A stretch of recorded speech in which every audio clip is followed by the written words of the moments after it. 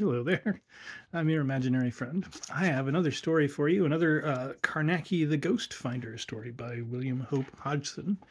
Now, normally here I cut right to the chase because I value your time.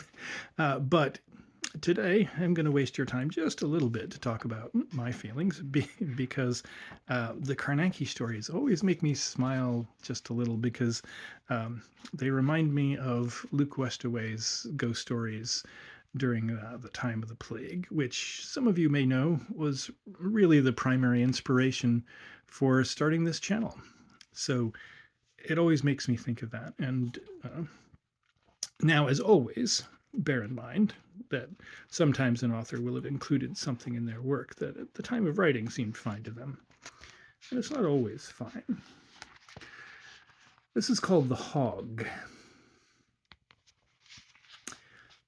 We'd finished dinner, and Carnacki had drawn his big chair up to the fire and started his pipe. Jessup, Arkwright, Taylor, and I had each of us taken up our favorite positions and waited for Carnacki to begin. What I'm going to tell you about happened in the next room, he said, after drawing at his pipe for a while. It has been a terrible experience. Dr. Whitten first brought the case to my notice. We'd been chatting over a pipe at the club one night about an article in the Lancet, and Whitten mentioned having just such a similar case in a man called Baines. I was interested at once. It was one of those cases of a gap or a flaw in a man's protection barrier, as I call it. A failure to be what I might term efficiently insulated, spiritually, from the outer monstrosities. From what I knew of Whitten, I knew he'd be no use. You all know Whitten. A decent sort, hard-headed, practical, stands no kind of nonsense sort of man. All right at his own job, when that job's a fractured leg or a broken collarbone, but he'd never made anything of the Baines case. For a space, Carnacki puffed meditatively at his pipe, and we waited for him to go on with his tale. I told Whitten to send Baines to me, he resumed, and the following Saturday he came up, a little sensitive man. I liked him as soon as I set eyes on him. After a bit, I got him to explain what was troubling him, and questioned him about what Dr. Whitten had called his dreams. They're more than dreams, he said.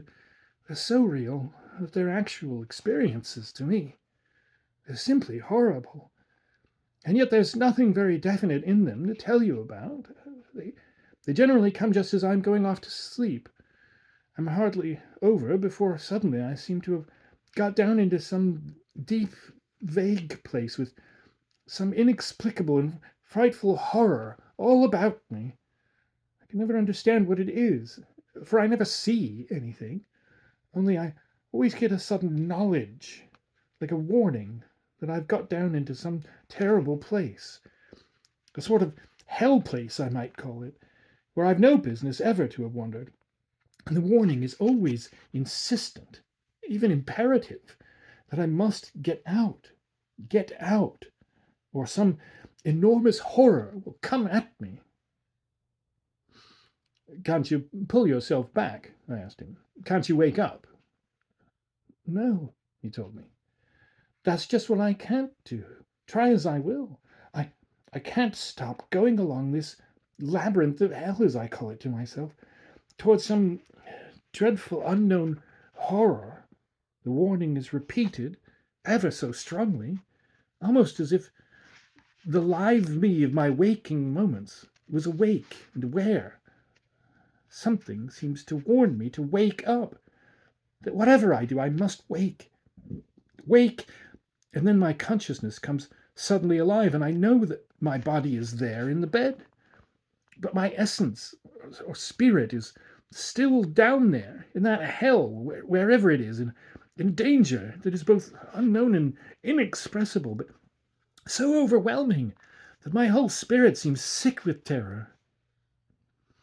I keep saying to myself all the time that I must wake up, he continued, but it is as if my spirit is still down there, and as if my consciousness knows that some tremendous invisible power is fighting against me.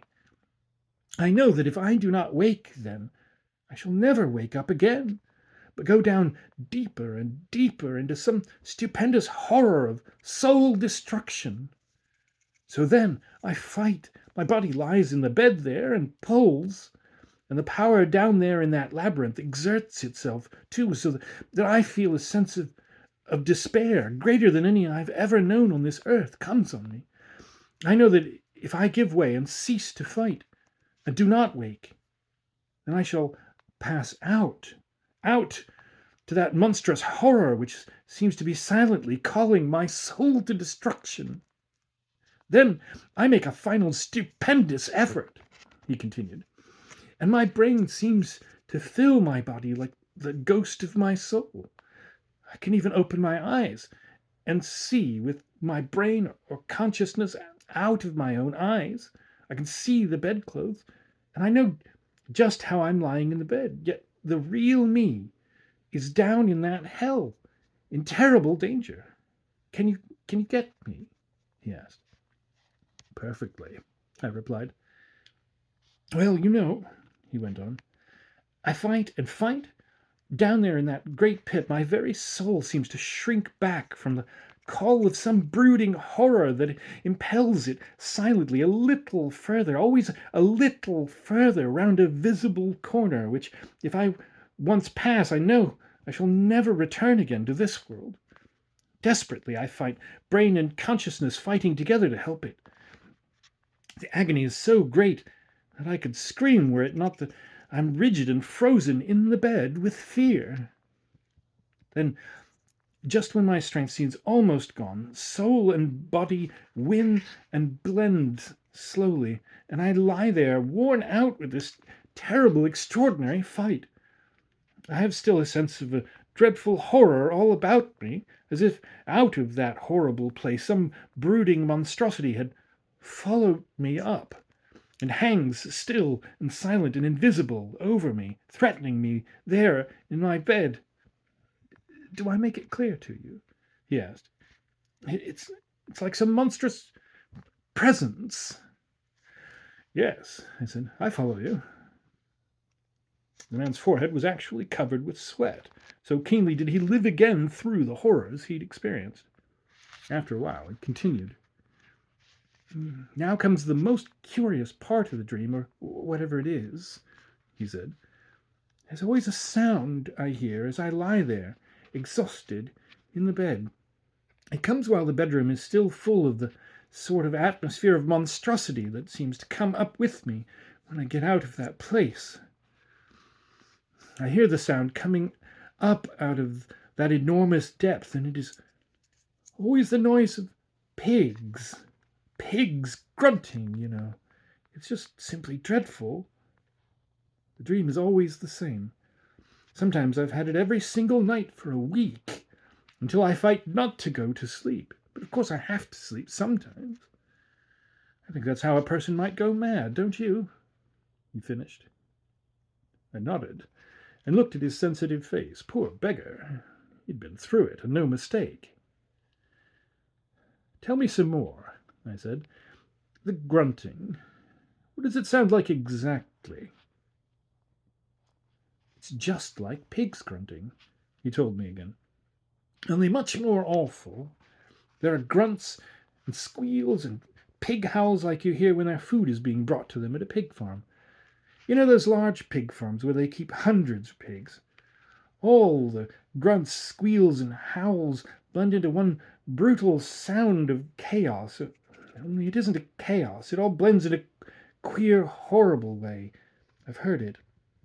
A sort of swinish, clamoring melody that grunts and roars and shrieks in chunks of grunting sounds, all tied together with squealings and shot through with pig howls. I sometimes thought there was a definite beat in it.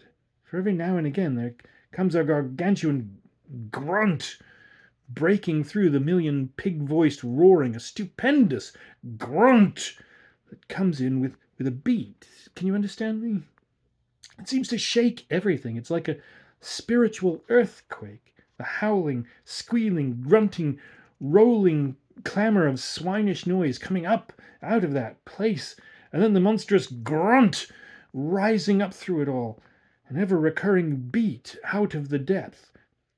The voice of the swine mother of monstrosity beating up from below through that chorus of mad swine hunger. It's no use, I can't explain it. No one ever could. It's just terrible. And I'm afraid you're saying to yourself that I'm in a bad way, that I want a change or a tonic, that I must buck up or I'll land myself in a madhouse. If only you could understand. Dr. Whitten seems to half understand, I thought. But I know he's only sent me to you as a sort of last hope. He thinks I'm booked for the asylum, I could tell it. Nonsense, I said. Don't talk such rubbish. You're as sane as I am. Your ability to think clearly what you want to tell me, and then to transmit it to me so well that you compel my mental retina to see something of what you've seen, stands sponsor for your mental balance. I'm going to investigate your case, and if it is what I suspect, one of those rare instances of a flaw or a gap in your protective barrier, what I might call your spiritual insulation from the outer monstrosities. With no doubt we can end the trouble. But we've got to go properly into the matter first, and there will certainly be danger in doing so. I'll risk it, replied Baines. I can't go on like this any longer. Very well, I told him. Go out now and come back at 5 o'clock. I shall be ready for you then, and don't worry about your sanity. You're all right, and we'll soon make things safe for you again. Just keep cheerful and don't brood about it.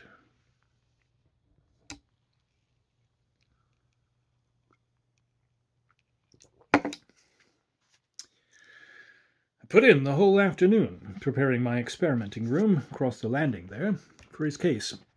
When he returned at 5 o'clock, I was ready for him and took him straight into the room. It gets dark now, about 6:30, as you know, and I had just nice time before it grew dusk to finish my arrangements. I prefer always to be ready before the dark comes. Baines touched my elbow as we walked into the room. Yes, something I ought to have told you, he said, looking rather sheepish. I have somehow felt a bit ashamed of it. Out with it, I replied. He hesitated a moment, then came out with a jerk. I told you about the grunting of the pigs, he said. Well, I grunt too. I know it's horrible.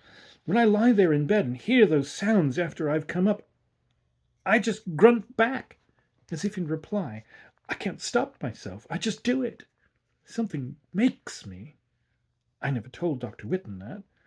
I couldn't. I'm sure now you think me mad, he concluded. He looked into my face, anxious and queerly ashamed. It's only the natural sequence of the abnormal events, and I'm glad you told me, I said, slapping him on the back. It follows logically on what you'd already told me. I've had 2 cases that in some way resembled yours. What happened? He asked me. Did they get better? One of them is alive and well today, Mr. Baines, I replied. The other man lost his nerve, and fortunately for all concerned, he's dead. I shut the door and locked it as I spoke, and Baines stared round, rather alarmed, I fancy, at my apparatus. What are you going to do? He asked. Will it be a dangerous experiment? Dangerous enough, I answered. If you fail to follow my instructions, absolutely, in everything. We both run the risk of never leaving this room alive. Have I your word that I can depend on you to obey me, whatever happens? He stared round the room and then back at me. Yes, he replied. And you know, I felt he would prove the right kind of stuff when the moment came. I began now to get things finally in train for the night's work. I told Baines to take off his coat and his boots. Then I dressed him entirely from head to foot in a single thick rubber combination overall with rubber gloves and a helmet with ear flaps of the same material attached. I dressed myself in a similar suit. Then I began on the next stage of the night's preparations. First, I must tell you that the room measures 39 feet by 37 and has a plain board floor over which is fitted a heavy half-inch of rubber coating. I'd cleared the floor entirely, all but the exact center, where I had placed a glass-legged, upholstered table, a pile of vacuum tubes and batteries, and 3 pieces of special apparatus which my experiment required. "Now, Baines," I called, "come and stand over here by this table. Don't move about. I've got to erect a protective barrier round us, and on no account must either of us cross over it by even so much as a hand or foot once it is built." We went over to the middle of the room, and he stood by the glass-legged table, where I began to fit the vacuum tubing together round us. I intended to use the new spectrum defense, which I've been perfecting lately. This, I must tell you, consists of 7 glass vacuum circles, with the red on the outside, and the color circles lying inside it in the order of orange, yellow, green, blue, indigo, and violet. The room was still fairly light, but a slight quantity of dusk seemed to be already in the atmosphere, and I worked quickly. Suddenly, as I fitted the glass tubes together, I was aware of some vague sense of nerve strain, and glancing round at Baines, who was standing there by the table, I noticed him staring fixedly before him. He looked absolutely drowned in uncomfortable memories. "For goodness' sake, stop thinking of those horrors," I called out to him. "I shall want you to think hard enough about them later, but in this specially constructed room it is better not to dwell on things of that kind till the barriers are up. Keep your mind on anything normal or superficial. The theatre will do. Think about that last piece you saw at the Gaiety. I'll talk to you in a moment." 20 minutes later, the barrier was completed all round us, and I connected up the batteries. The room by this time was graying with the coming dusk, and the 7 differently colored circles shone out with extraordinary effect, sending out a cold glare. "By Jove!" cried Baines. "That's very wonderful. Very wonderful." My other apparatus, which I now began to arrange, consisted of a specially made camera, a modified form of phonograph with earpieces instead of a horn, and a glass disc composed of many fathoms of glass vacuum tubes arranged in a special way. It had 2 wires leading to an electrode constructed to fit round the head. By the time I had looked over and fixed up these 3 things, night had practically come, and the darkened room shone most strangely in the curious upward glare of the 7 vacuum tubes. "Now, Baines," I said, "I want you to lie on this table. Now, put your hands down by your sides and lie quiet and think. You've just got 2 things to do," I told him. "One is to lie there and concentrate your thoughts on the details of the dream you're always having. And the other is not to move off this table, whatever you see or hear, or whatever happens, unless I tell you. You understand, don't you?" "Yes," he answered.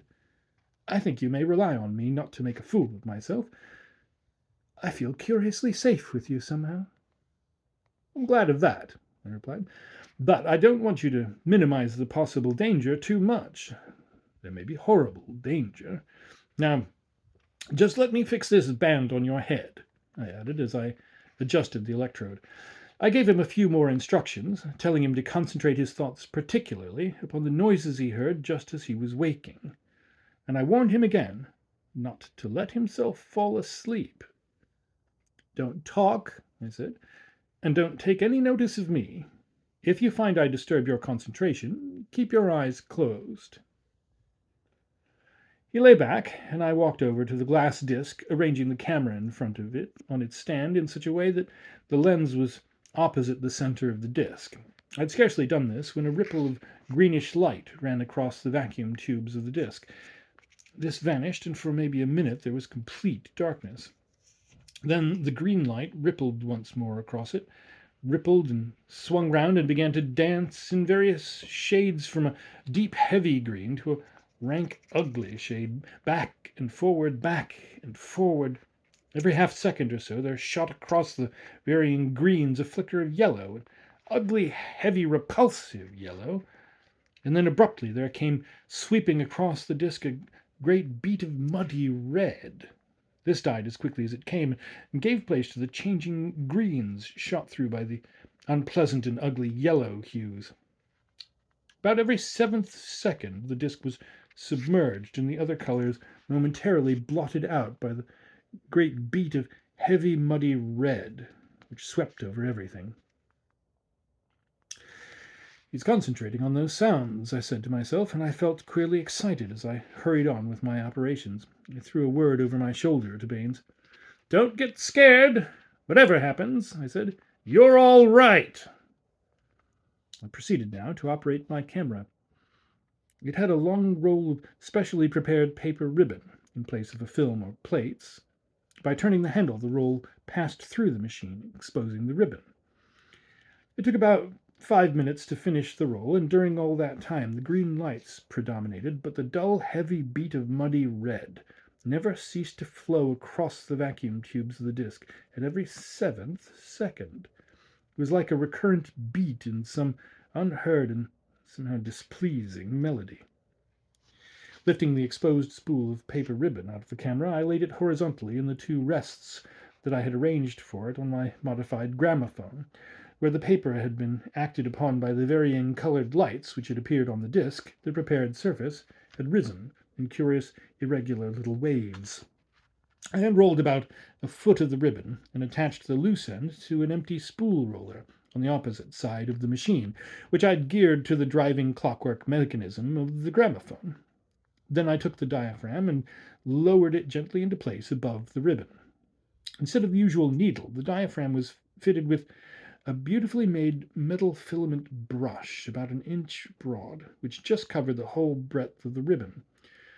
This fine and fragile brush rested lightly on the prepared surface of the paper, and when I started the machine, the ribbon began to pass under the brush, and as it passed, the delicate metal filament bristles followed every minute inequality of those tiny, irregular, wave-like excrescences on the surface. I put the earpieces to my ears, and instantly I knew that I had succeeded in actually recording what Baines had heard in his sleep. In fact, I was even then hearing mentally by means of his effort of memory.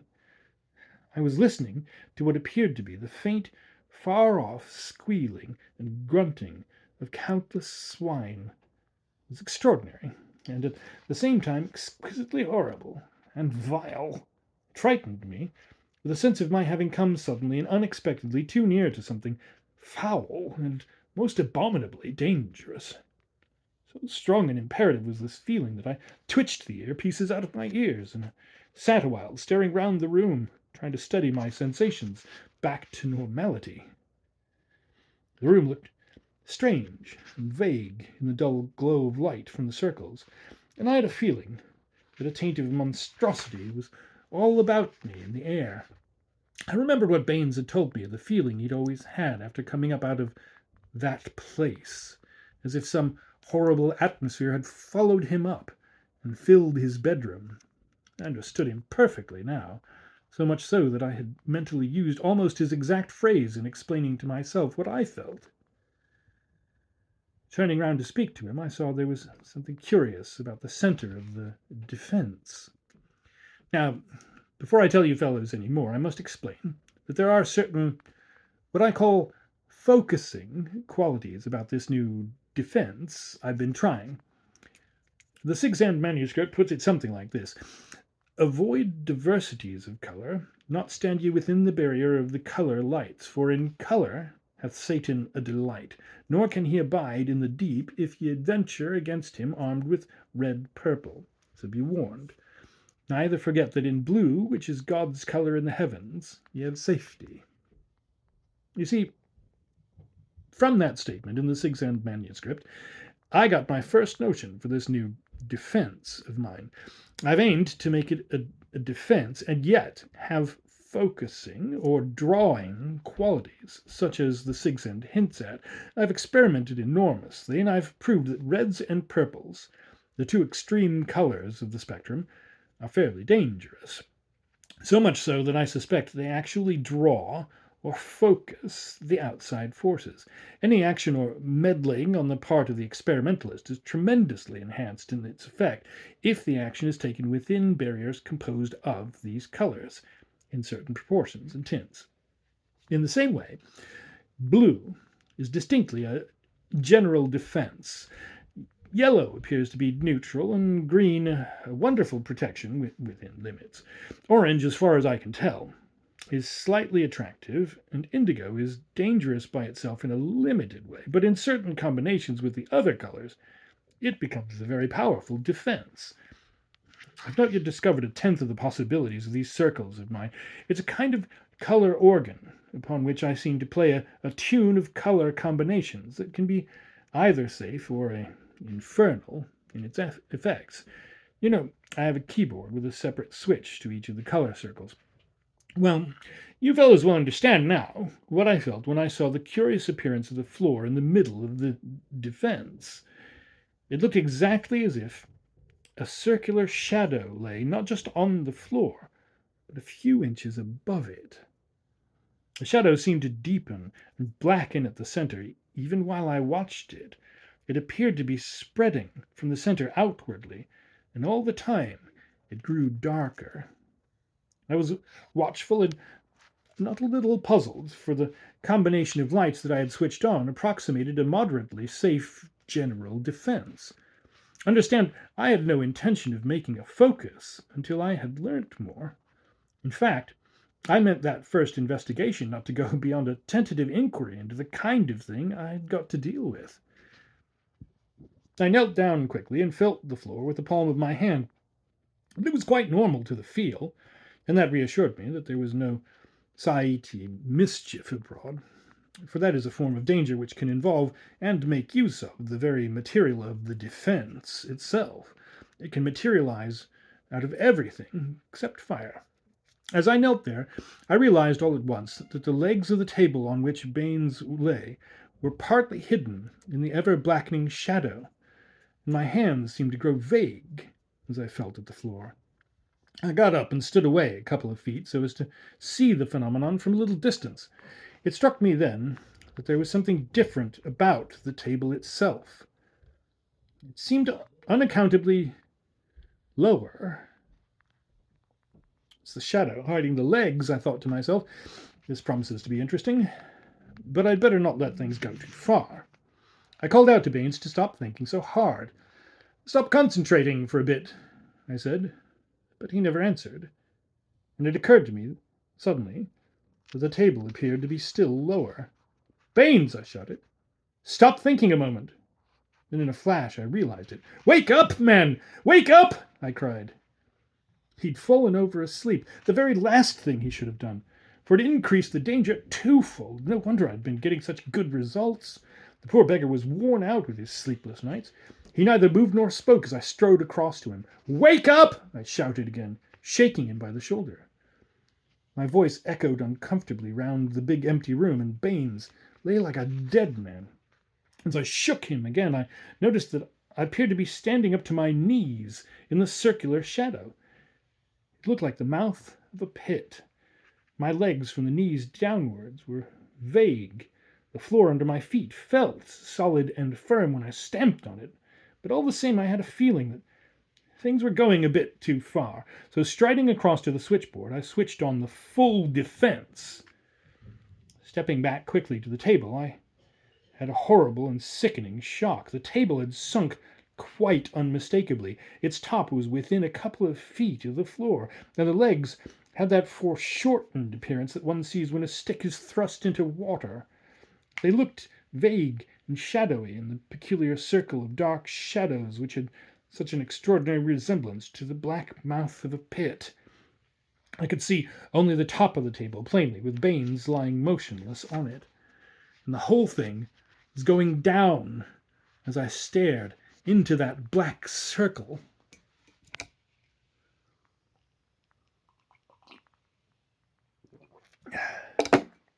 There was not a moment to lose, and like a flash I caught Baines round his neck and body and lifted him clean up into my arms off the table.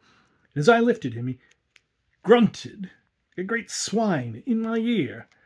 The sound sent a thrill of horrible funk through me. It was just as though I held a hog in my arms instead of a human. I nearly dropped him. Then I held his face to the light and stared down at him. His eyes were half opened, and he was looking at me, apparently as if he saw me perfectly. Then he grunted again. I could feel his small body quiver with the sound. I called out to him. "Baines," I said, "can you hear me?" His eyes still gazed at me, and then, as we looked at each other, he grunted like a swine again. I let go one hand and hit him across the cheek, a stinging slap. "Wake up, Baines!" I shouted. "Wake up!" But I might have hit a corpse. He just stared up at me. And suddenly I bent lower and looked into his eyes more closely. I never saw such a fixed, intelligent, mad horror as I saw there. It knocked out all my sudden disgust. Can you understand? I glanced round quickly at the table. It stood there at its normal height, and indeed it was in every way normal. The curious shadow that had somehow suggested to me the black mouth of the pit had vanished.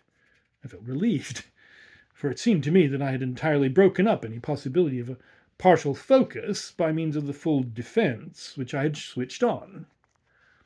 I laid Baines on the floor and stood up to look round and consider what was best to do. I dared not step outside of the barriers until any dangerous tensions there might be in the room had been dissipated. Nor was it wise, even inside the full defense, to have him sleeping the kind of sleep he was in, not without certain preparations having been made first, which I had not made. I can tell you I felt beastly anxious. I glanced down at Baines and had a sudden fresh shock, for the peculiar circular shadow was forming all round him again, where he lay on the floor. His hands and face showed curiously vague and distorted, as they might have looked through a few inches of faintly stained water. But his eyes were somehow clear to see. They were staring up, mute and terrible, at me through that horrible darkening shadow. I stopped and with one quick lift tore him up off the floor into my arms, and for the third time he grunted like a swine there in my arms. It was damnable. I stood up in the barrier, holding Baines, and looked about the room again, then back at the floor. The shadow was still thick round about my feet, and I stepped quickly across to the other side of the table. I stared at the shadow and saw that it had vanished. Then I glanced down again at my feet and had another shock, for the shadow was showing faintly again, all round where I stood. I moved a pace and watched the shadow become invisible, and then once more, like a slow stain, it began to grow about my feet.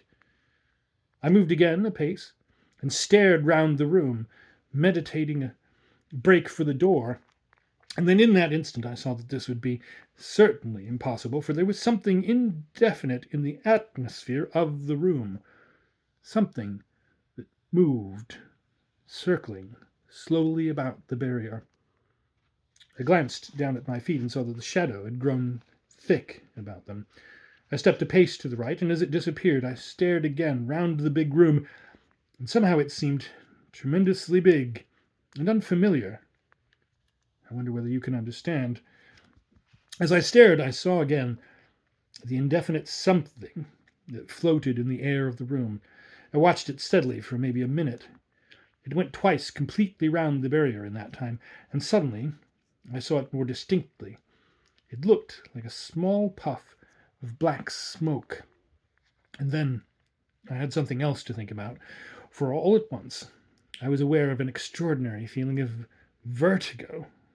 In the same moment, a sense of sinking. I was sinking bodily. I literally sickened as I glanced down, for I saw in that moment that I had gone down almost up to my thighs into what appeared to be actually the shadowy but quite unmistakable mouth of a pit. Do you understand? I was sinking down into this thing with Baines in my arms. A feeling of furious anger came over me, and I swung my right boot forward with a fierce kick. I kicked nothing tangible, for I went clean through the side of the shadowy thing and fetched up against the table with a crash. Had come through something that made all my skin creep and tingle, an invisible, vague something which resembled an electric tension. I felt that if it had been stronger, I might not have been able to charge through it as I had. I wonder if I make it clear to you. I whirled round, but the beastly thing had gone. Yet even as I stood there by the table, the slow graying of a circular shadow began to form again about my feet. I stepped to the other side of the table and leaned against it for a moment, for I was shaking from head to foot with a feeling of extraordinary horror upon me. It was in some way different from any kind of horror I have ever felt. It was as if I had in that one moment been near to something no human has any right to be near for his soul's sake. And abruptly I wondered whether I had not felt just one brief touch of the horror that the rigid Baines was even then enduring as I held him in my arms. Outside of the barrier there were now several of the curious little clouds. Each one looked exactly like a little puff of black smoke. They increased as I watched them, which I did for several minutes. But all the time as I watched, I kept moving from one part to another of the defense so as to prevent the shadow forming round my feet again. Presently I found that my constant changing of position had resolved into a slow, monotonous walk round and round inside the defense, and all the time I had to carry the unnaturally rigid body of poor Baines. It began to tire me. For though he was small, his rigidity made him dreadfully awkward and tiring to hold, so as you can understand. Yet I could not think what else to do, for I had stopped shaking him or trying to wake him for the simple reason that he was as wide awake as I was mentally, though but physically inanimate, though through one of those partial spiritual disassociations which he had tried to explain to me. Now I had previously switched out the red, orange, yellow, and green circles, and had on the full defense of the blue end of the spectrum. I knew that one of the repelling vibrations of each of the three colors, blue, indigo, and violet, were beating out protectingly into space, yet they were proving insufficient, and I was in the position of having either to take some desperate action to stimulate Baines to an even greater effort of will than I judged him to be making, or else to risk experimenting with fresh combinations of the defensive colors. You see, as things were at that moment, the danger was increasing steadily, for plainly from the appearance of the air of the room outside the barrier there were some mighty dangerous tensions generating, while inside the danger was also increasing, the steady recurrence of the shadow proving that the defense was insufficient. In short, I feared that Baines, in his peculiar condition, was literally a doorway into the defense, and unless I could wake him, or find out the correct combination of circles necessary to set up stronger repelling vibrations against that particular danger, there were very ugly possibilities ahead. I felt I had been incredibly rash not to have foreseen the possibility of Baines falling asleep under the hypnotic effect of deliberately paralleling the associations of sleep.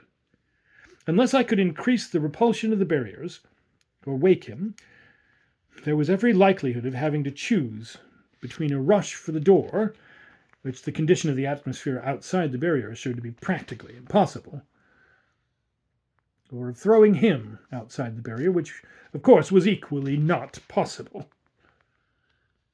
All this time I was walking round and round inside the barrier, when suddenly I saw a new development of the danger which threatened us.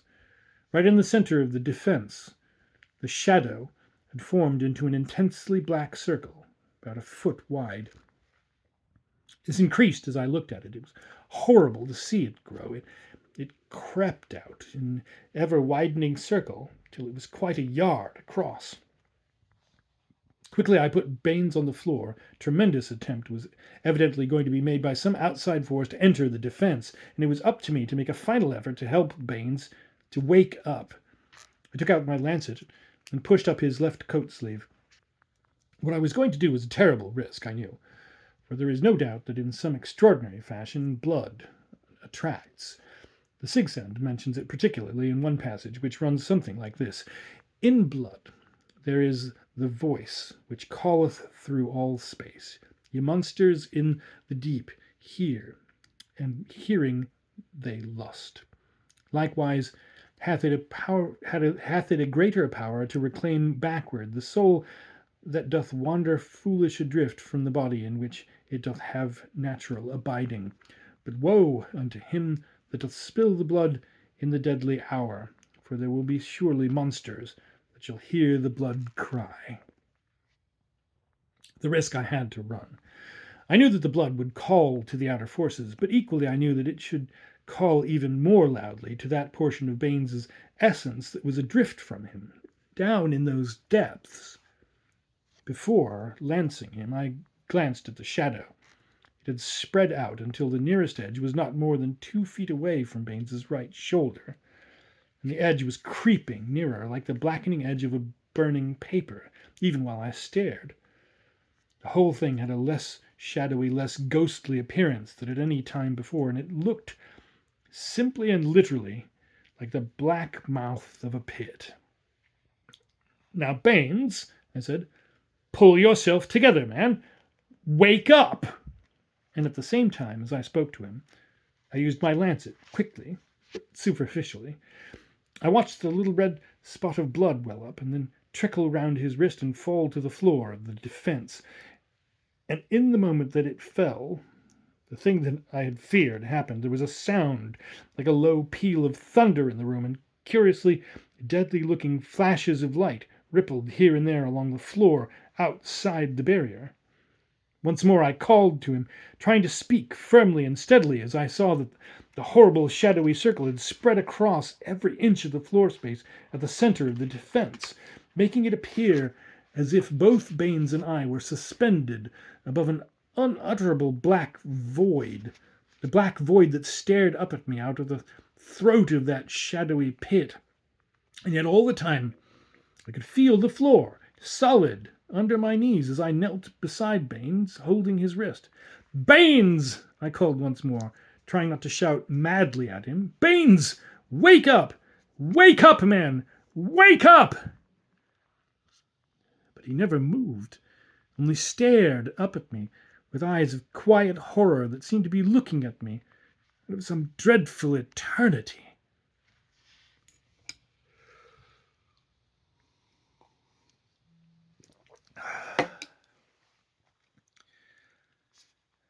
By this time, the shadow had blackened all around us, and I felt that strangely terrible vertigo coming over me again.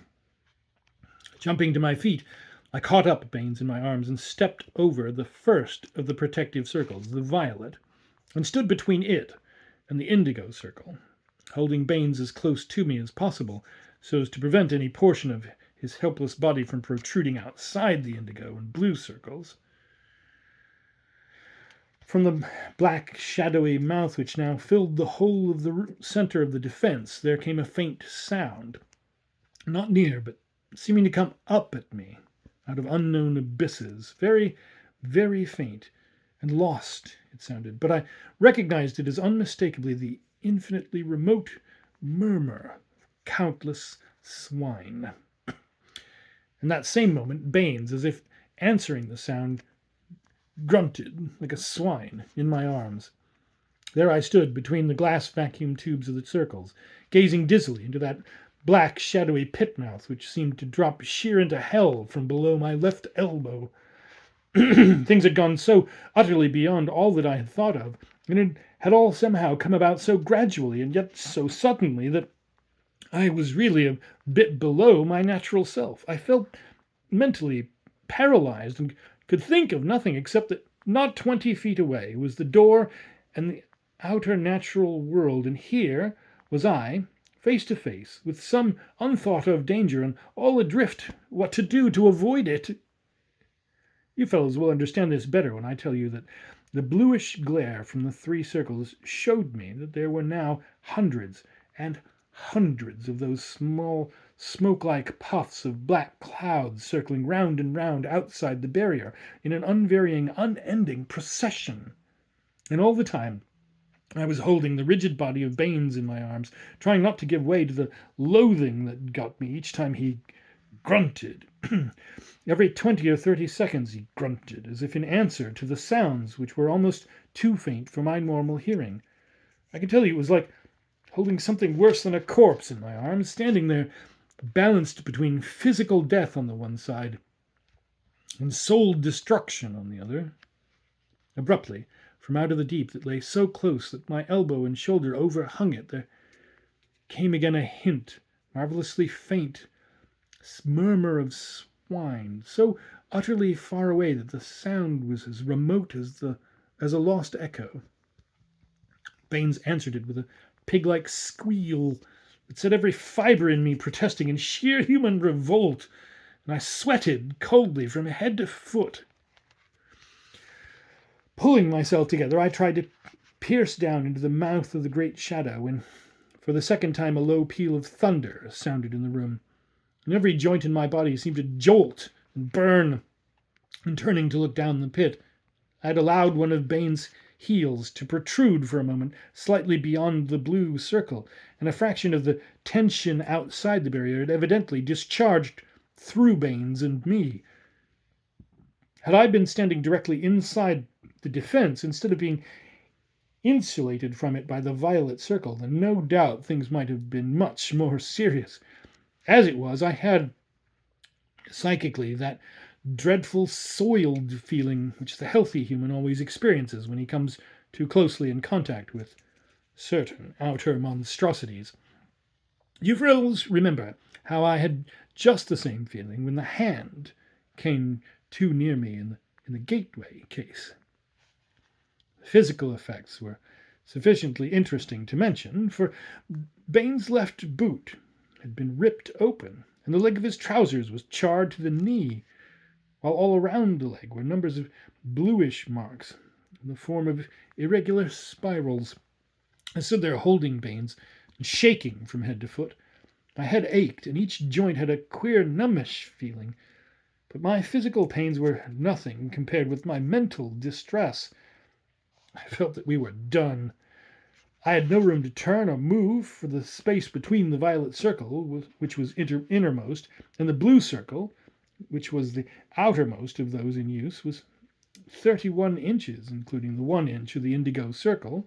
So you see, I was forced to stand there like an image, fearing each moment lest I should get another shock, and quite unable to think what to do.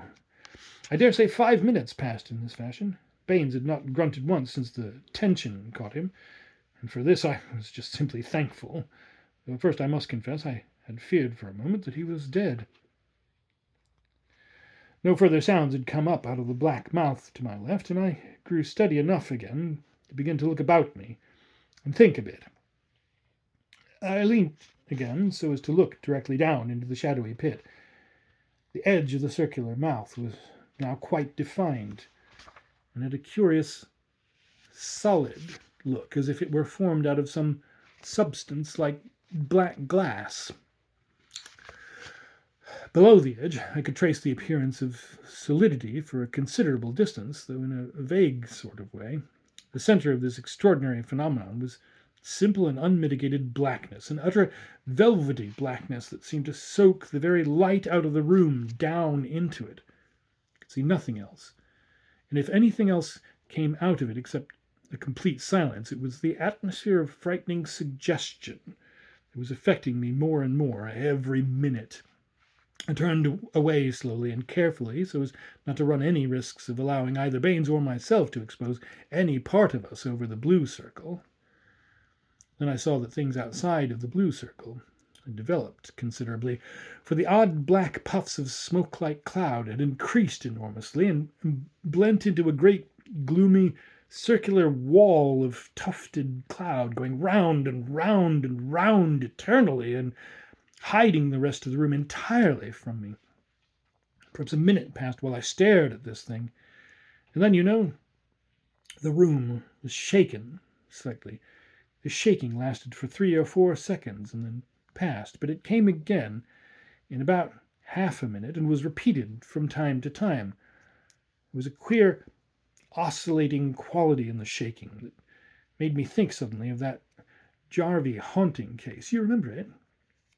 There came again the shaking, and a ripple of deadly light seemed to play round the outside of the barrier, and then, abruptly, the room was full of a strange roaring, a brutish, enormous, yelling, grunting storm of swine sounds. They fell away into a complete silence, and the rigid Baines grunted twice in my arms as if answering. And the storm of swine noise came again, beating up in a gigantic riot of brute sound that roared through the room, piping, squealing, grunting, and howling. And as it sank with a steady declination, there came a single gargantuan grunt out of some dreadful throat of monstrousness. And in one beat, the crashing chorus of unknown millions of swine came thundering and raging through the room again. There was more in that sound than mere chaos. There was a mighty devilish rhythm in it. Suddenly it swept down again into a multitudinous swinish whispering and minor gruntings of unthinkable millions. And then with a rolling, deafening bellow of sound came the single vast grunt. And as if lifted upon the swine roar of the millions of the beasts, beat up through the room again, and at every 7th second, as I knew well enough without the need of the watch on my wrist, came the single storm beat of the great grunt out of the throat of unknowable monstrosity. And in my arms, Baines, the human, grunted in time to the swine melody, a rigid, grunting monster there in my 2 arms. I tell you, from head to foot, I shook and sweated. I believe I prayed, but if I did, I don't know what I prayed. I've never before felt or endured just what I felt, standing there in that 31-inch space with that grunting thing in my arms and the hell melody beating up out of the great deeps. And to my right, tensions that would have torn me into a bundle of blazing, tattered flesh if I'd jumped out over the barriers. And then with an effect like a clap of unexpected thunder, the vast storm of sound ceased, and the room was full of silence and an unimaginable horror. The silence continued. I want to say something which may sound a bit silly. The silence seemed to trickle round the room. I don't know why I felt it like that, but my words give you just what I seemed to feel as I stood there, holding the softly grunting body of Baines. The circular, gloomy wall of dense black cloud enclosed the barriers completely as ever and moved round and round and round with a slow, eternal movement. And at the back of that black wall of circling cloud, a dead silence went trickling round the room, out of my sight. Do you understand it all? It seemed to me to show very clearly the state of almost insane mental and psychic tension I was enduring, the way in which my brain insisted that the silence was trickling round the room. Interests me enormously, for I was either in a state approximating a phase of madness, or else I was psychically tuned to some abnormal pitch of awareness and sensitiveness in which silence had ceased to be an abstract quality and had become to me a definite concrete element, much as, to use a stupidly crude illustration, the invisible moisture of the atmosphere becomes a visible and concrete element when it becomes deposited as water. I wonder whether this thought attracts you as it does me. And then, a slow awareness grew in me of some further horror to come. This sensation of, or knowledge, or whatever it should be named, was so strong that I had a sudden feeling of suffocation. I felt that I could bear no more, and that if anything else happened, I should just pull out my revolver and shoot Baines through the head, and then myself, and so end the whole dreadful business. This feeling, however, soon passed, and I felt stronger and more ready to face things again. Also, I had the first, though still indefinite, idea of a way in which to make things a bit safer. But I was too dazed to see how to shape to help myself efficiently. And then a low, far-off whining stole up into the room, and I knew that the danger was coming. I leant slowly to my left, taking care not to let Baines's feet stick over the blue circle, and stared down into the blackness of the pit that dropped sheer into some unknown from under my left elbow. The whining died, but far down in the blackness there was something, just a remote, luminous spot. I stood in a grim silence for maybe 10 long minutes and looked down at the thing. It was increasing in size all the time and had become much plainer to see. Yet it was still lost in the far, tremendous deep. And as I stood and looked, the low whining sound crept up to me again, and Baines, who had lain like a log in my arms all the time, answered it with a long, animal-like whine, somehow newly abominable. A very curious thing happened then, for all around the edge of the pit that looked so peculiarly like black glass, there came a sudden luminous glowing. It came and went, oddly, smouldering queerly round and round the edge in opposite direction to the circling of the wall, black tufted cloud on the outside of the barrier. This peculiar glowing finally disappeared, and abruptly, out of the tremendous deep, I was conscious of a dreadful quality or atmosphere of monstrousness that was coming up out of the pit. If I said there had been a sudden waft of it, this would very well describe the actuality of it, but the spiritual sickness of distress that it caused me to feel, I am simply stumped to explain to you. It was something that made me feel I should be soiled to the very core of me if I did not beat it off from me with my will. I leant sharply away from the pit, towards the outer of the burning circles. I meant to see that no part of my body should overhang the pit, whilst that disgusting power was beating up out of the unknown depths. And thus it was. Facing so rigidly away from the center of the defense, I saw presently a fresh thing, for there was something, many things, I began to think, on the other side of the gloomy wall that moved everlastingly around the outside of the barrier. The first thing I noticed was a queer disturbance of the ever-circling cloud wall. This disturbance was within 18 inches of the floor and directly before me. There was a curious puddling action in the misty wall, as if something were meddling with it. The area of this peculiar little disturbance could not have been more than a foot across, and it did not remain opposite to me, but was taken round by the circling of the wall. When it came past me again, I noticed that it was bulging slightly inwards towards me, and as it moved away from me once more, I saw another similar disturbance, and then a third and a fourth, all in different parts of the slowly whirling black wall, and all of them were no more than about 18 inches from the floor. When the first one came opposite me again, I saw that the slight bulge had grown into a very distinct protuberance towards me.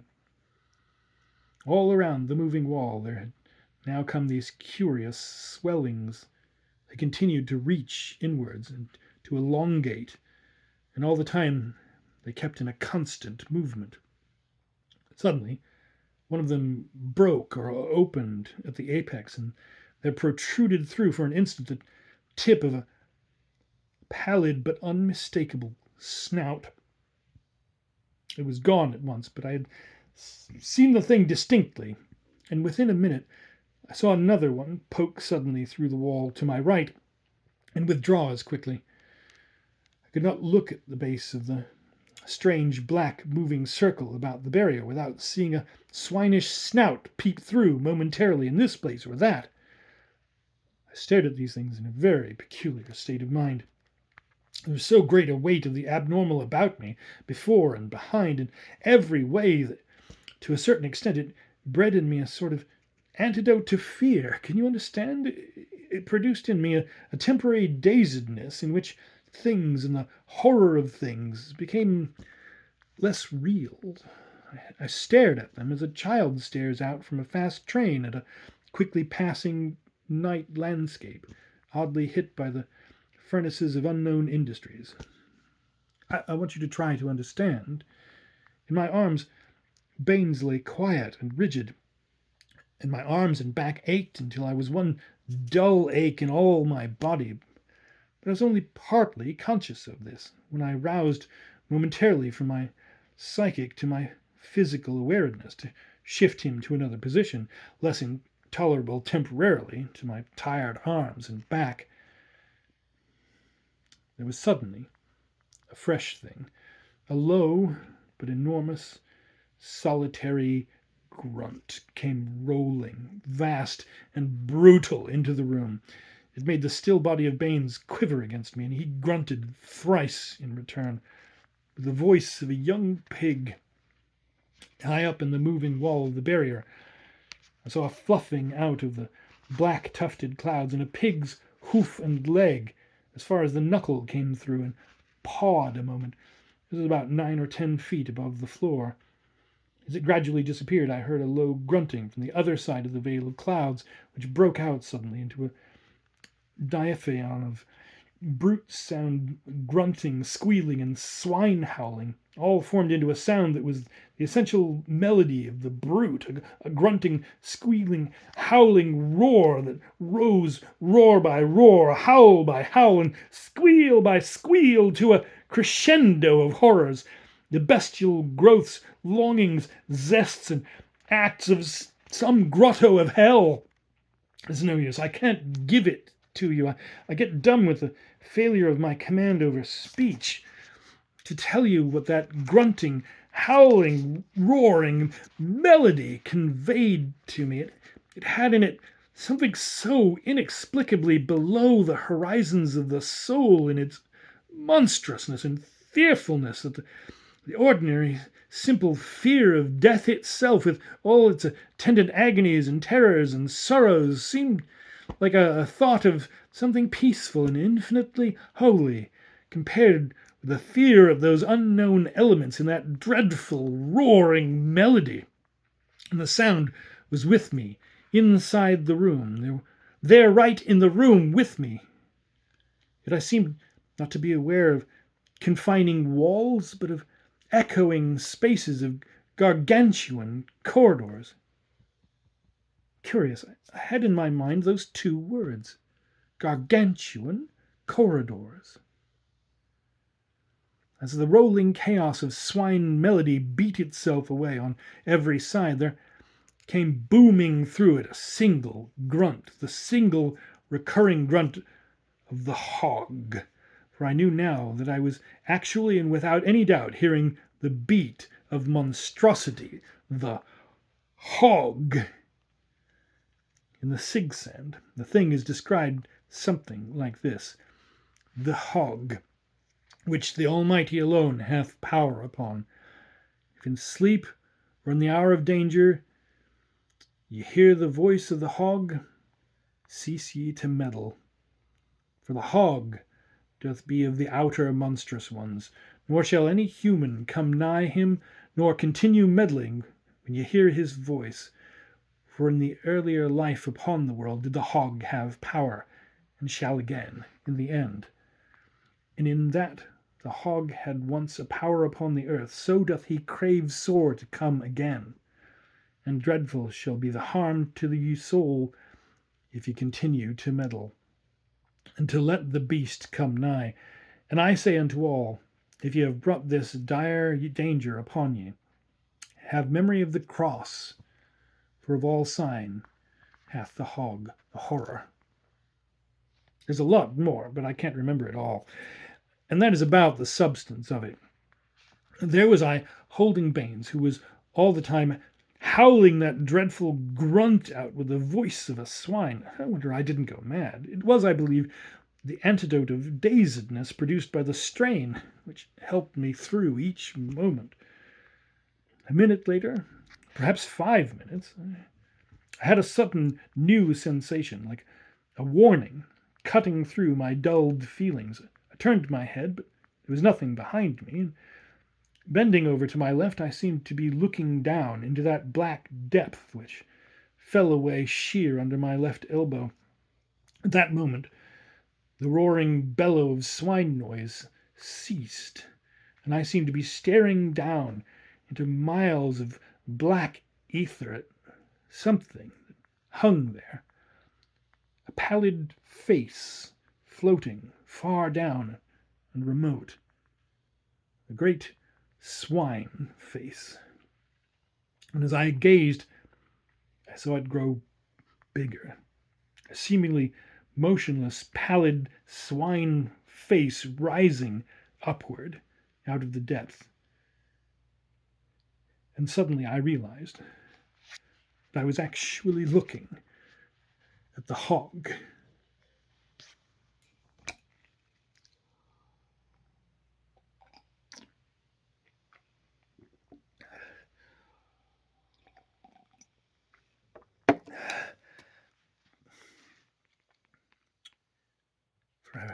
For perhaps a full minute, I stared down through the darkness at that thing swimming like some far-off, dead-white planet in the stupendous void. Then I simply woke up, bang, as you might say, to the possession of my faculties, for just a certain over-degree of strain had brought about the dumbly helpful anesthesia of dazedness. So this sudden, overwhelming, supreme fact of horror produced in turn its reaction from inertness to action. I passed in one moment from listlessness to a fiery efficiency. I knew that I had, through some accident, penetrated beyond all previous bounds, and that I stood where no human soul had any right to be, and that in but a few of the puny minutes of Earth's time I might be dead. Whether Baines had passed beyond the lines of retraction or not, I could not tell. I put him down, carefully but quickly, on his side between the inner circles, that is, the violet circle and the indigo circle, where he lay, grunting slowly. Feeling that the dreadful moment had come, I drew out my automatic. It seemed best to make sure of our end before that thing in the depth came any nearer. For once Baines in his present condition came within what I might term the inductive forces of the monster, he would cease to be human. There would happen as in that case of Astor, who stayed outside the pentacles in the Black Veil case, what can only be described as a pathological spiritual change. Literally, in other words, soul destruction. And then something seemed to be telling me not to shoot. This sounds perhaps a bit superstitious, but I meant to kill Baines in that moment. And what stopped me was a distinct message from the outside. I tell you, it sent a great thrill of hope through me, for I knew that the forces which govern the spinning of the outer circle were intervening. But the very fact of that intervention proved to me afresh the enormous spiritual peril into which we had stumbled, for that inscrutable protective force only intervenes between the human soul and the outer monstrosities. The moment I received that message, I stood up like a flash and turned towards the pit, stepping over the violet circle, slap into the mouth of darkness. I had to take the risk in order to get at the switchboard, which lay on the glass shelf under the tabletop in the center. I could not shake free from the horror of the idea that I might fall down through that awful blackness. The floor felt solid enough under me, but I seemed to be walking on nothing above a black void, like an inverted starless night, with the face of the approaching hog rising up from far down under my feet, a silent, incredible thing out of the abyss, a pallid, floating swine face framed in enormous blackness. 2 quick Nervous strides took me to the table, standing there in the center with its glass legs apparently resting on nothing. I grabbed out the switchboard, sliding out the vulcanite plate which carried the switch control of the blue circle. The battery which fed this circle was the right-hand one of the row of 7, and each battery was marked with the letter of its circle painted on it, so that in emergency I could select any particular battery in a moment. As I snatched up the B switch, I had a grim enough warning of the unknown dangers that I was risking in that short journey of 2 steps, for that dreadful sense of vertigo returned suddenly, and for one horrible moment I saw everything through a blurred medium, as if I were trying to look through water. Below me, far away down between my feet, I could see the hog, which in some peculiar way looked different, dearer and much nearer and enormous. I felt it had got nearer to me all in a moment, and suddenly I had the impression I was descending bodily. I had a sense of a tremendous force being used to push me over the side of that pit. But with every shred of willpower I had in me, I hurled myself into the smoky appearance that hid everything and reached the violet circle where Baines lay in front of me. Here I crouched down on my heels, and with my 2 arms out before me, I slipped the nails of each forefinger under the vulcanite base of the blue circle, which I lifted very gently, so that when the base was far enough from the floor, I could push the tips of my fingers underneath. I took care to keep from reaching farther under than the inner edge of the glowing tube, which rested on the 2-inch broad foundation of vulcanite. Very slowly I stood upright, lifting the side of the blue circle with me. My feet were between the indigo and the violet circles, and only the blue circle between me and sudden death, for if it had snapped with the unusual strain I was putting upon it by lifting it like that, I knew that I should in all probability go west pretty quickly. So you fellows can imagine what I felt like.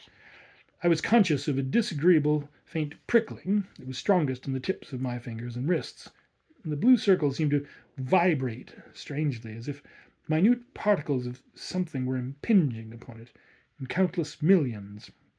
Along with shining glass tubes for a couple of feet on each side of my hands, a queer haze of tiny sparks boiled and whirled in the form of an extraordinary halo. Stepping forward over the indigo circle, I pushed the blue circle out against the slowly moving wall of black cloud, causing a ripple of tiny pale flashes to curl in over the circle. These flashes ran along the vacuum tube until they came to the place where the blue circle crossed the indigo, and then they flicked off into space with sharp cracks of sound. As I advanced slowly and carefully with the blue circle, a most extraordinary thing happened, for the moving wall of cloud gave from it in a great belly of shadow and appeared to thin away from before it. Lowering my edge of the circle to the floor, I stepped over Baines and right into the mouth of the pit, lifting the other side of the circle over the table. It creaked as if it were about to break in half as I lifted it, but eventually it came over safely. When I looked again into the depth of that shadow, I saw below me the dreadful pallid head of the hog floating in a circle of night. It struck me that it glowed very slightly, just a vague luminosity, and quite near, comparatively. No one could have judged distances in that black void. Picking up the edge of the blue circle again, as I had done before, I took it out further till it was half clear of the indigo circle. Then I picked up Baines and carried him to that portion of the floor guarded by the part of the blue circle which was clear of the defense. Then I lifted the circle and started to move it forward as quickly as I dared, shivering each time the joints squeaked as the whole fabric of it groaned with the strain I was putting upon it. And all the time, the moving wall of tufted clouds gave from the edge of the blue circle, bellying away from it in a marvelous fashion, as if blown by an unheard wind. From time to time, little flashes of light had begun to flicker in over the blue circle, and I began to wonder whether it would be able to hold out the tension until I had dragged it clear of the defense. Once it was clear, I hoped the abnormal stress would cease from about us and concentrate chiefly around the defense again and the attractions of the negative tension. Just then I heard a sharp tap behind me, and the blue circle jarred somewhat, having now ridden completely over the violet and indigo circles and dropped clear onto the floor. The same instant there came a low rolling noise as of thunder and a curious roaring. The black circling wall had thinned away from around us, and the room showed clearly once more. Yet nothing was to be seen except that now and then a peculiar bluish flicker of light would ripple across the floor. Turning to look at the defense, I noticed it was surrounded by the circling wall of black cloud and looked strangely extraordinary seen from the outside. It resembled a slightly swaying, squat funnel of whirling black mist reaching from the floor to the ceiling, and through it I could see glowing, sometimes vague and sometimes plain, the indigo and violet circles. And then as I watched, the whole room seemed suddenly filled with an awful presence which pressed upon me with a weight of horror that was the very essence of spiritual deathliness. Kneeling there in the blue circle by Baines, my initiative faculties stupefied and temporarily paralyzed, I could form no further plan of escape. Indeed, I seemed to care for nothing at the moment. I felt I had already escaped from immediate destruction, and I was strung up to an amazing pitch of indifference to any minor horrors. Baines all this while had been quietly lying on his side. I rolled him over and looked closely at his eyes, taking care on account of his condition not to gaze into them, for if he had passed beyond the line of retraction, he would be dangerous. I mean, if the wandering part of his essence had been assimilated by the hog, then Baines would be spiritually accessible and might be even then no more than the outer form of the man, charged with radiation of the monstrous ego of the hog, and therefore capable of what I might term, for want of a more exact phrase, a psychically infective force, such force being more readily transmitted through the eyes than any other way, and capable of producing a brainstorm of an extremely dangerous character. I found Baines, however, with both eyes, and with an extraordinary distressed, interned quality. Not the eyeballs, remember, but a reflex action transmitted from the mental eye to the physical eye, and giving to the physical eye an expression of thought instead of sight. I wonder whether I make this clear to you. Abruptly, from every part of the room, there broke out the noise of those hoofs again, making the place echo with the sound as if a thousand swine had started suddenly from an absolute immobility into a mad charge. The whole riot of animal sound seemed to heave itself in one wave towards the oddly swaying and circling funnel of black cloud which rose from floor to ceiling around the violet and indigo circles. As the sound ceased, I saw something was rising up through the middle of the defense. It rose with a slow, steady movement. I saw it, pale and huge, through the swaying, whirling funnel of cloud, a monstrous, pallid snout rising out of that unknowable abyss. It rose higher, like a huge, pale mound. Through a thinning of the cloud curtain, I saw one small eye. I shall never see a pig's eye again without feeling something of what I felt then. Pig's eye with a sort of hell light of vile understanding shining at the back of it.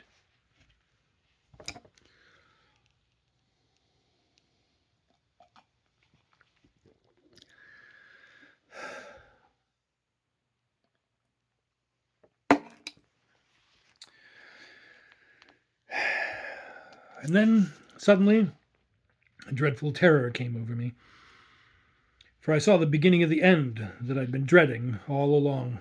I saw through the slow whirl of the cloud curtains that the violet circle had begun to leave the floor. It was being taken up on the spread of the vast snout.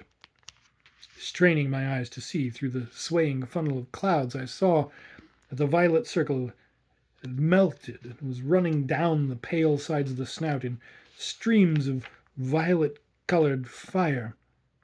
And as it melted, there came a change in the atmosphere of the room. The black funnel shone with a dull, gloomy red, and a heavy red glow filled the room. The change was such as one might experience if one had been looking through a protective glass at some light, and the glass had been suddenly removed. But there was a further change that I realized directly through my feelings. It was as if the horrible presence in the room had come closer to my own soul. I wonder if I'm making it at all clear to you. Before, it had oppressed me somewhat, as a death on a very gloomy and dreary day beats down upon one's spirit. But now there was a savage menace, and the actual feeling of a foul thing close up against me. It was horrible, simply horrible. And then Baines moved. For the first time since he went to sleep, the rigidity went out of him, and rolling suddenly over onto his stomach, he fumbled up in a curious animal-like fashion onto his hands and feet. Then he charged straight across the blue circle towards the thing in the defense. The shriek, I jumped to pull him back, but it was not my voice that stopped him. It was the blue circle. It made him give back from it as though some invisible hand had jerked him backwards. He threw up his head like a hog, squealing with the voice of a swine, and started off round the inside of the blue circle. Round and round it he went, twice attempting to bolt across it, to the horror in that swaying funnel of cloud.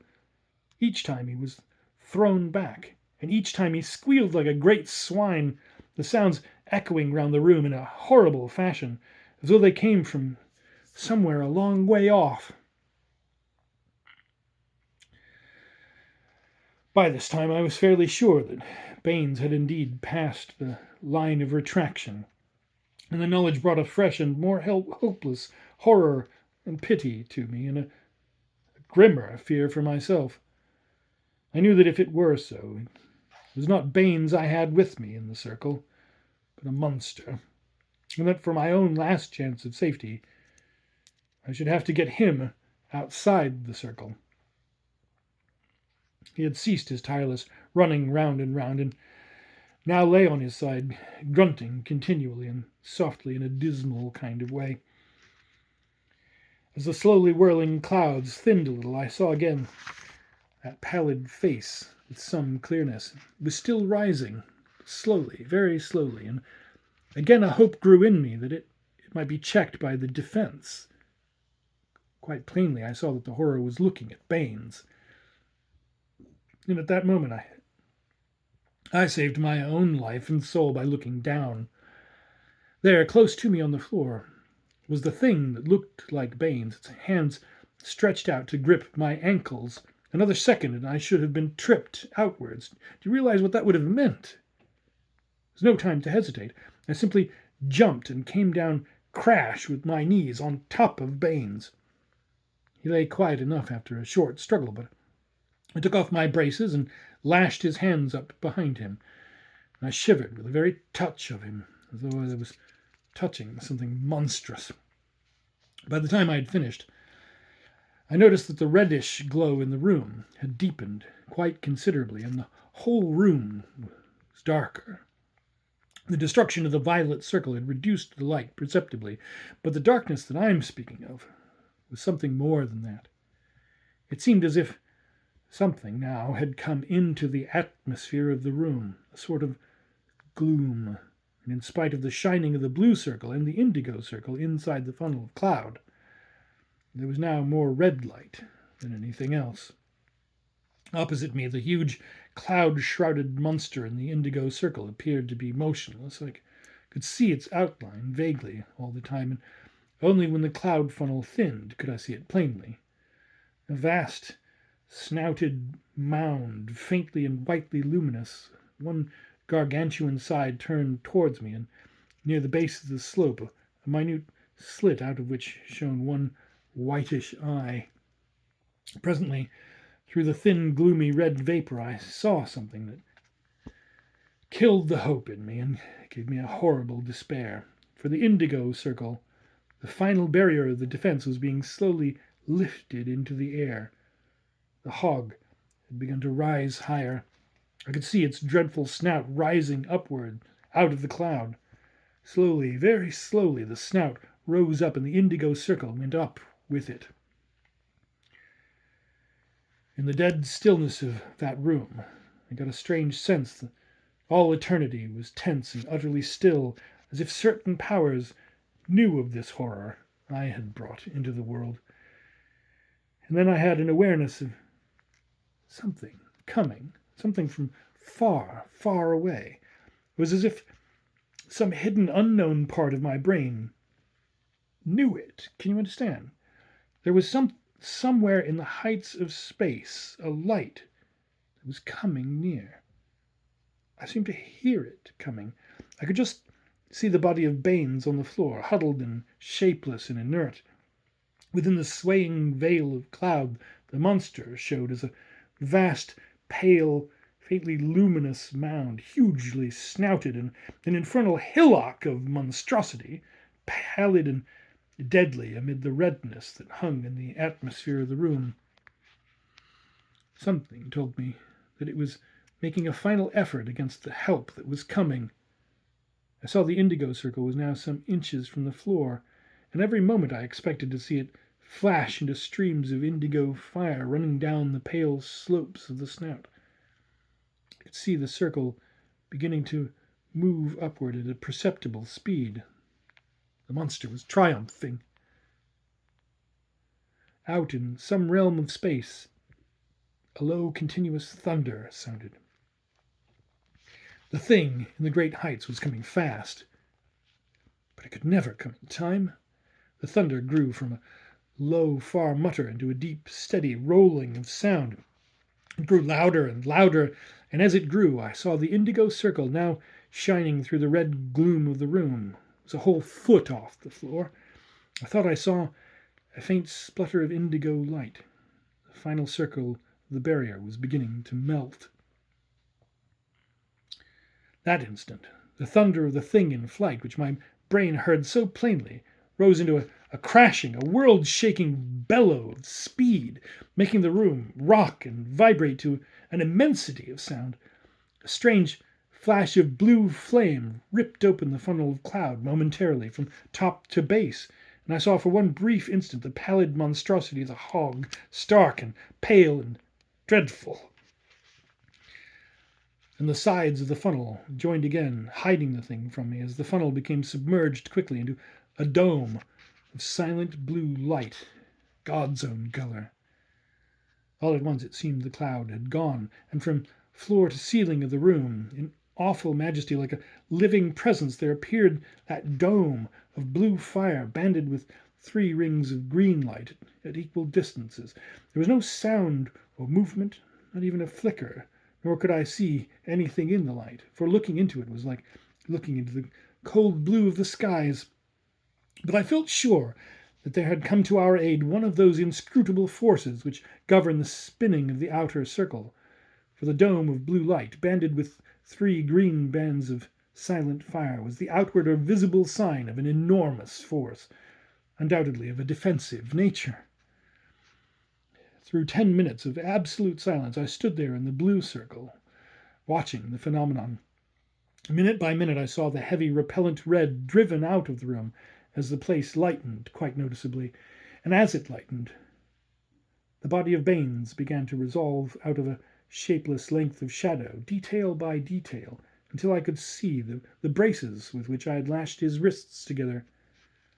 And as I looked at him, his body moved slightly, and in a weak but perfectly sane voice, he said, "I've had it again. My God, I've had it again."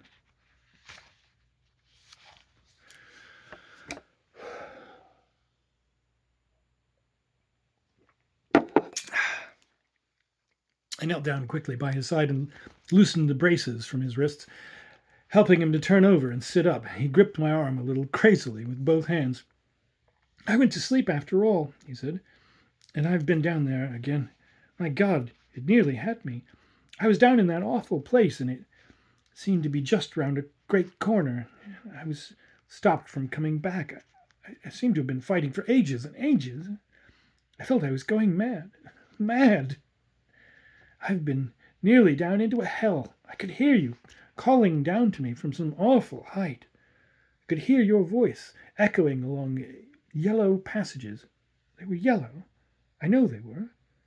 And I tried to come, and I couldn't." "Did you see me?" I asked him when he stopped, gasping. "No," he answered, leaning his head against my shoulder. "I tell you, it nearly got me that time. I shall never dare to go to sleep again as long as I live. Why didn't you wake me?" "Well, I did," I told him. "I had you in my arms most of the time. You kept looking up into my eyes, as if you knew I was there." "I know," he said. "I remember now. But you seemed to be up at the top of a frightful hole, miles and miles up from me, and those horrors were grunting and squealing and howling and trying to catch me and keep me down there. But I couldn't see anything, only the yellow walls of those passages. And all the time, there was something round the corner. Anyway, you're safe enough now," I told him, "and I'll guarantee you shall be safe in the future." The room had grown dark, save for the light from the blue circle. The dome had disappeared. The whirling funnel of black cloud had gone. The hog had gone, and the light had died out from the indigo circle, and the atmosphere of the room was safe and normal again, as I proved by moving the switch, which was near me, so as to lessen the defensive power of the blue circle and enable me to feel the outside tension. Then I turned to Baines. "Come along," I said. "We'll go and get something to eat and have a rest." But Baines was already sleeping like a tired child, his head pillowed on his hand. "Poor little devil," I said, as I picked him up in my arms. "Poor little devil." I walked across to the main switchboard and threw over the current so as to throw the V protective pulse out of the four walls and the door. And then I carried Baines out into the sweet, wholesome normality of everything. It seemed wonderful coming out of that chamber of horrors, and it seemed wonderful still to see my bedroom door opposite, wide open and with the bed looking so soft and white as usual, so ordinary and human. Can you chaps understand? I carried Baines into the room and put him on the couch. Then it was I realized how much I'd been up against, for when I was getting myself a drink, I dropped the bottle and had to get another. After I'd made Baines drink a glass, I laid him on the bed. "Now," I said, "look into my eyes, fixedly. Do you hear me? You are going off to sleep, safely and soundly, and if anything troubles you, obey me and wake up. Now, sleep, sleep, sleep." I swept my hands down over his eyes half a dozen times, and he fell over like a child.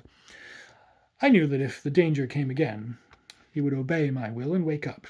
I intend to cure him, partly by hypnotic suggestion, partly by a certain electrical treatment, which I am getting Dr. Whitman to give him. That night, I slept on the couch, and when I went to look at Baines in the morning, I found him still sleeping. So, leaving him there, I went into the test room to examine the results. I found them very surprising. Inside the room, I had a queer feeling, as you can imagine. It was extraordinary to stand there in that curious bluish light from the treated windows and see the blue circle lying still glowing where I had left it, and further on the defense lying circle within circle, all out. And in the center, the glass-legged table, standing where a few hours before it had been submerged in the horrible monstrosity of the hog. I tell you, it all seemed like a wild and horrible dream. So I stood there and looked. I've carried out some curious tests in there before now, as you know, but I've never come nearer to a catastrophe. I left the door open so as not to feel shut in. Then I walked over to the defense. I was intensely curious to see what had happened physically under the action of such a force as the hog. I found unmistakable signs that proved the thing had been indeed a Sai'iti manifestation, for there had been no psychic or physical illusion about the melting of the violet circle. There remained nothing of it except a ring of patches of melted glass. The gutta base had been fused entirely, but the floor and everything was intact. You see, the Sai'iti forces can often attack and destroy, or even make use of, the very defensive material used against them. Stepping over the outer circle and looking closely at the indigo circle, I saw that it was melted clean through in several places. Another fraction of time, and the hog would have been free to expand as an invisible mist of horror and destruction into the atmosphere of the world. And then in that very moment of time, salvation had come. I wonder if you can get my feelings as I stood there staring down the destroyed barrier. Carnacki began to knock out his pipe, which is always a sign that he has ended his tale, and is ready to answer any questions we may want to ask. Taylor was first in. "Why didn't you use the electric pentacle as well as your new spectrum circles?" he asked. "Because," replied Carnacki, "the pentacle is simply defensive, and I wish to have the power to make a focus during the early part of the experiment, and then, at the critical moment, to change the combination of colors so as to have a defense against the results of the focus. You follow me?" "You see," he went on, seeing we hadn't grasped his meaning, "there can be no focus within a pentacle. It is just of a defensive nature. Even if I had switched the current out of the electric pentacle, I should still have had to contend with the peculiar and undoubtedly defensive power that its form seems to exert, and this would have been sufficient to blur the focus. In this new research work I'm doing, I'm bound to use a focus, and so the pentacle is barred, but I'm not sure it matters. I'm convinced this new spectrum defense of mine will prove absolutely invulnerable when I've learnt how to use it. But it will take me some time. This last case has taught me something new. I'd never thought of combining green with blue. But the 3 bands of green in the blue of that dome has set me thinking. If only I knew the right combinations. It's the combinations I've got to learn. You'll understand better the importance of these combinations when I remind you that green by itself is, in a very limited way, more deadly than red itself. And red is the danger color of all.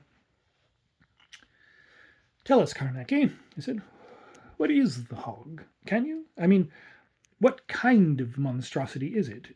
Did you really see it, or was it all some horrible, dangerous kind of dream? How do you know it was one of the outer monsters? What is the difference between that sort of danger and the sort of thing you saw in the Gateway of the Monster case? And what—" "Steady," laughed Carnacki. "One at a time. I'll answer all your questions, but I don't think I'll take them quite in your order. For instance, speaking about actually seeing the hog, I might say that, speaking generally, things seen of a ghostly nature are not seen with the eyes. They are seen with the mental eye, which has this psychic quality, not always developed to a usable state, in addition to its normal duty of revealing to the brain what our physical eyes record. You will understand that when we see ghostly things, it is often the mental eye performing simultaneously the duty of revealing to the brain what the physical eye sees, as well as what it sees itself.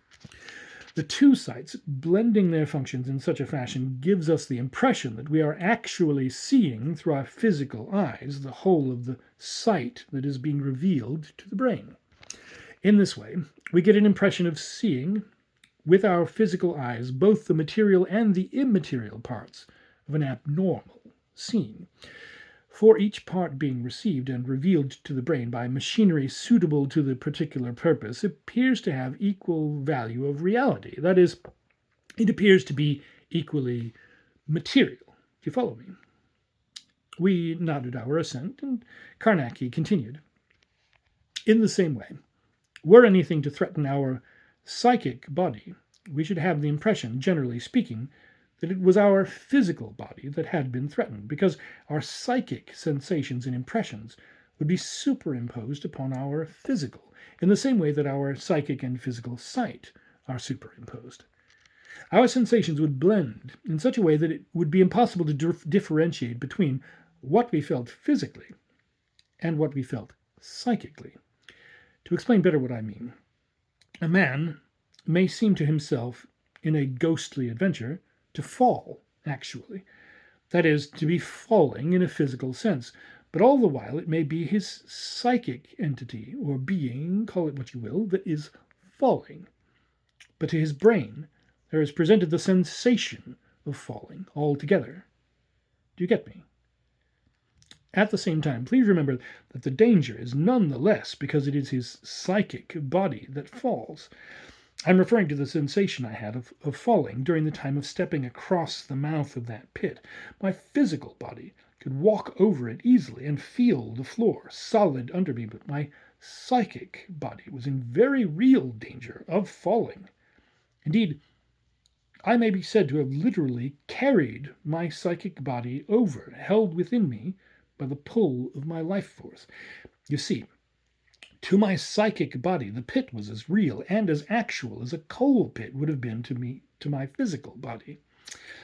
It was merely the pull of my life force which prevented my psychic body from falling out of me, rather like a plummet down through the everlasting depths in obedience to the giant pull of the monster. As you will remember, the pull of the hog was too great for my life force to withstand, and psychically I began to fall. Immediately on my brain was recorded a sensation identical with that which would have been recorded on it had my actual physical body been falling. It was a mad risk I took, but as you know, I had to take it to get to the switch and the battery. When I had that physical sense of falling and seemed to see the black misty sides of the pit all around me, it was my mental eye recording upon the brain what it was seeing. My psychic body had actually begun to fall and was really below the edge of the pit, but still in contact with me. In other words, my physical, magnetic, and psychic halos were still mingled. My physical body was still standing firmly upon the floor of the room, but if I had not each time, by effort or will, forced my physical body across to the side, my psychic body would have fallen completely out of contact with me and gone like some ghostly meteorite obedient to the pull of the hog.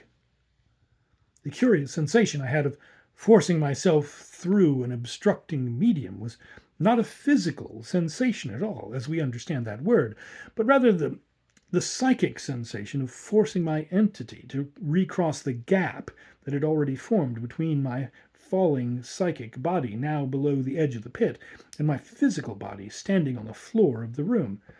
And that gap was full of a force that strove to prevent my body and soul from rejoining. It was a terrible experience.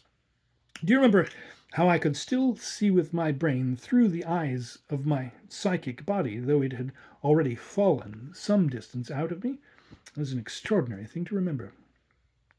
However, to get ahead, all ghostly phenomena are extremely diffuse in a normal state. They become actively physically dangerous in all cases where they are concentrated. The best offhand illustration I can think of is the all-familiar electricity, a force which, by the way, we are too prone to imagine we understand because we've named and harnessed it, to use a popular phrase. But we don't understand it at all. It is still a complete fundamental mystery. Well, electricity, when diffused, is an imagined and unpictured something, but when concentrated, it is sudden death. Have you got me in that? Take, for instance, that explanation is a very, very crude sort of illustration of what the hog is. The hog is one of those million-mile-long clouds of nebulosity lying in the outer circle. It is because of this that I term those clouds of force the outer monsters. What they are exactly is a tremendous question to answer. I sometimes wonder whether Hodgson realizes just how impossible it is to answer some of his questions. And Carnacki laughed. But to make a brief attempt at it, there is around this planet, and presumably others, of course, circles of what I might call emanations. There is an extremely light gas, or shall I say ether. Poor ether, it's been hard worked in its time. Go back one moment to your school days and bear in mind that at one time the Earth was just a sphere of extremely hot gases. These gases condensed in the form of materials and other solid matters. But there are some that are not yet solidified. Air, for instance. Well, we have an Earth sphere of solid matter on which to stamp as solidly as we like, and round about that sphere there lies a ring of gases, the constituents of which enter largely into all life as we understand life, that is, air. But this is not the only circle of gas which is floating round us. There are, as I have been forced to conclude, larger and more attenuated gas belts lying zone on zone far up and around us. These compose what I have called the inner circles. They are surrounded in turn by a circle or a belt of what I have called, for want of a better word, emanations.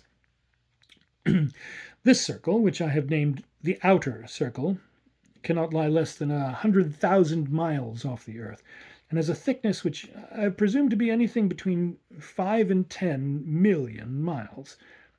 I believe, but I cannot prove, that it does not spin with the Earth, but in the opposite direction, for which a plausible cause might be found in the study of the theory upon which a certain electrical machine is constructed. I have reason to believe that the spinning of this, the outer circle, is disturbed from time to time through causes which are quite unknown to me, but which I believe are based in physical phenomena. Now, the outer circle is the psychic circle, yet it is also physical. To illustrate what I mean, I must again instance electricity and say that just as electricity discovered itself to us as something quite different from any of our previous conceptions of matter, so is the psychic or outer circle different from any of our previous conceptions of matter. Yet it is nonetheless physical in its origin, and in the sense that electricity is physical. The outer or psychic circle is physical in its constituents. Speaking pictorially, it is physically to the inner circle what the inner circle is to the upper strata of the air, and what the air, as we know that intimate gas, is to the waters, and the waters to the solid world. You get my line of suggestion? We all nodded, and Carnacki resumed. Well now, let me apply all this to what I'm leading up to. I suggest that these million-mile-long clouds of monstrosity which float in the psychic or outer circle are bred of the elements of that circle. They are tremendous psychic forces bred out of its elements, just as an octopus or shark is bred out of the sea, or a tiger or any other physical force is bred out of the elements of its earth and air surroundings. To go further, a physical man is composed entirely from the constituents of earth and air, by which terms I include sunlight and water and condiments. In other words, without earth and air, he could not be. Or to put it another way, earth and air breed within themselves the materials of the body and the brain, and therefore, presumably, the machine of intelligence. Now, apply this line of thought to the psychic or outer circle, which, though so attenuated that I may crudely presume it to be approximate to our conception of ether, yet contains all the elements for the production of certain phases of force and intelligence. But these elements are in a form as little like matter as the emanations of scent are like the scent itself. Equally, the force and intelligence producing capacity of the outer circle no more approximates to the life and intelligence producing capacity of the earth and air than the results of the outer circle constituents resemble the results of earth and air. I wonder whether I make it clear. And so it seems to me we have the conception of a huge psychic world bred out of the physical, lying far outside of this world and completely encompassing it, except for the doorways about which I hope to tell you some other evening. This enormous psychic world of the outer circle breeds, if I may use the term, its own psychic forces and intelligences, monstrous and otherwise, just as this world produces its own physical forces and intelligence, beings, animals, insects, etc., monstrous and otherwise. The monstrosities of the outer circle are malignant towards all that we consider most desirable, just in the same way a shark or a tiger may be considered malignant in a physical way to all that we consider desirable. They are predatory, as all positive force is predatory. They have desires regarding us which are incredibly more dreadful to our minds when comprehended than an intelligent sheep would consider our desires towards its own carcass. They plunder and destroy to satisfy lusts and hungers exactly as other forms of existence plunder and destroy to satisfy their lusts and hungers. And the desire of these monsters is chiefly, if not always, for the psychic entity of the human. But that's as much as I can tell you tonight. Some evening, I want to tell you about the tremendous mystery of the psychic doorways. In the meantime, have I made things a bit clearer to you, Hodgson? Yes and no, I answered. You've been a brick to make the attempt, but there are still about 10,000 other things I want to know. Carnacki stood up. Out you go, he said, using the recognized formula in friendly fashion.